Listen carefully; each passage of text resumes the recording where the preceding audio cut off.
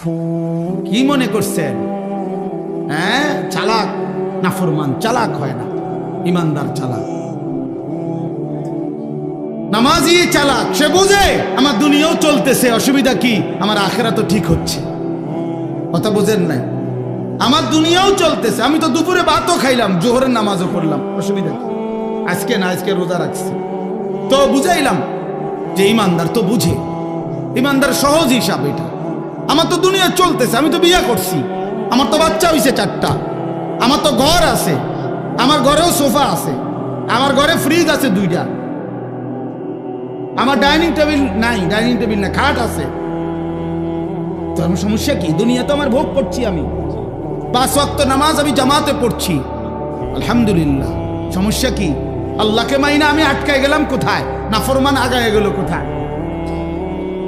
আরে বেঈমান, তুই কই আগাইলি? এই বেনামাজি অসভ্য, তুই আগাইলি কই? নাফরমান,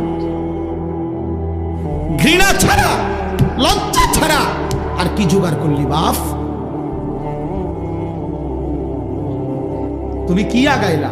আজকে আমরা যারা 5 ওয়াক্ত নামাজ পড়ছি, আমগো এখন বাজে 10টা 2।